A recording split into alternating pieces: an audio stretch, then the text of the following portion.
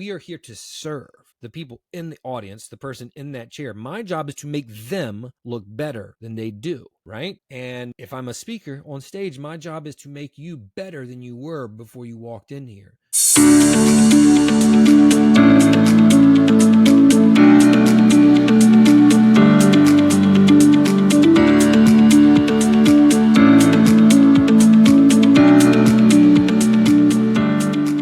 Some teeth behind what connects, what doesn't connect, right? Every time we present or talk, we're collecting data. We're seeing what people are leaning into, what we enjoy actually sharing, and what really does seem to move the needle with regards to that action. So what are maybe your 3 key lessons in those 1,000+ interviews that you do differently now than you did when you first started out?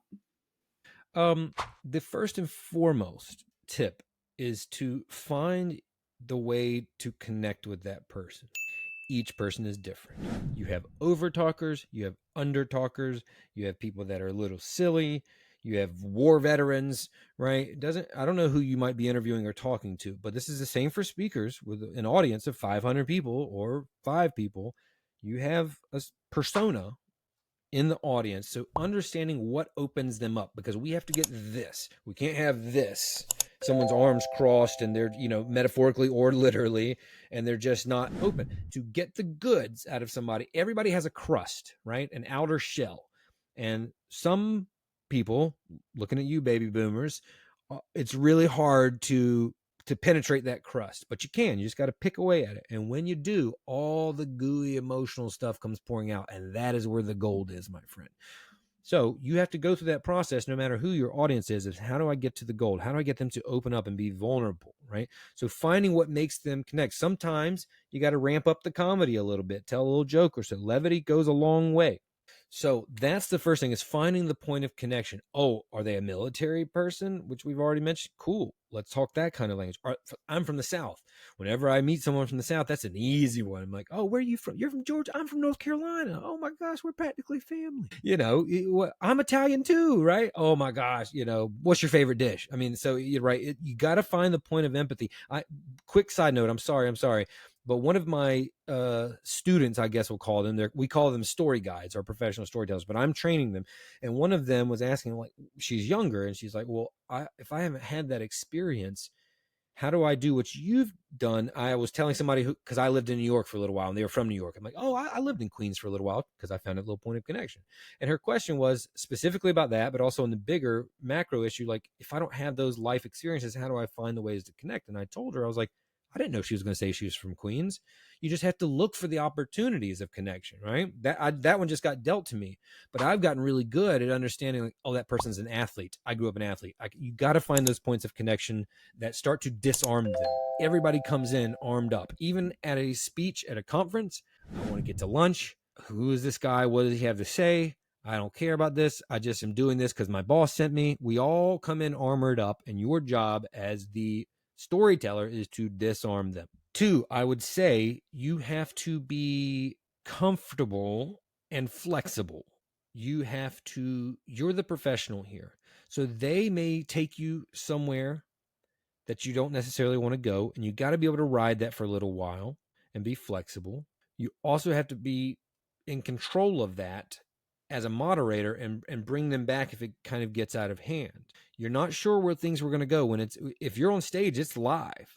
And anytime it's live, you got to be able to roll the punches. So you have to be comfortable in your own skin and in the awkwardness. Here's a very specific example. Sometimes you ask somebody a question and they don't immediately respond. And a younger interviewer or storyteller or speaker would fill in that awkward silence really quickly because we want to save them. But when you get really good, you realize, like, no, I asked my question. Now I'm going to sit here in this silence and I'm going to just watch them. And they'll think what's going on is their gears are turning. That's what you want. And you just let that happen. This is an example of being comfortable, being cool in the pocket, and being flexible, right? And you don't have to throw them a lifeline. Or if somebody says something in a speech that you're not prepared for, you got to be able to adjust to that. And the final point I think I would say is, and we've already hit on this, is you are the guide and you're trying to bring them on a journey. Oftentimes with speakers, anybody that's up there writing a book about themselves or talking about themselves, we all have egos. We all like ourselves a little bit, maybe a little bit too much sometimes. Myself, I am in this group. We wouldn't be doing public facing work if we didn't, and that's a good thing. However, we are here to serve the people in the audience, the person in that chair. My job is to make them look better than they do, right? And if I'm a speaker on stage, my job is to make you better than you were before you walked in here. So it ain't about me. I am a vehicle. I am a vessel to deliver value to you. And you have to check your ego at the door and understand that you are only a servant. Now, you use the things that you love about your story and the things that inspire you, stories you love to tell and people love to hear as that vessel.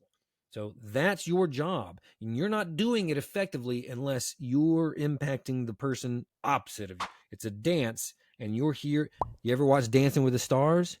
They take regular people and they make them look amazing because the teacher, the professional dancer, is so good at their job. That's how that happens. It's not because they learn how to be a ballroom dancer in 2 weeks, right? It's because the teacher is that good. That's your job. Okay. That was so good.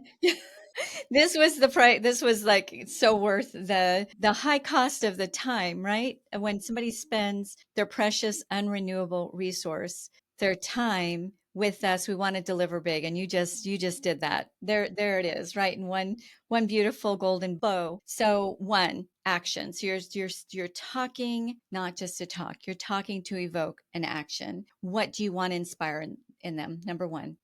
Two, be comfortable and flexible. And what I hear in that, be a little bit vulnerable, right? We never want to talk from our open wounds. Talk from your scars, not your open wounds. And in a way that, again, is serving the audience, not serving your ego, yourself. Three, you are the guide and you're taking somebody on a journey. Boy, we are so on point together with your methodology. One thing that I tell my people that I represent as a speaker agency is a talk is not a talk. It's not if done right, a talk is the first step in a journey, and that sounds like your methodology or mentality as well.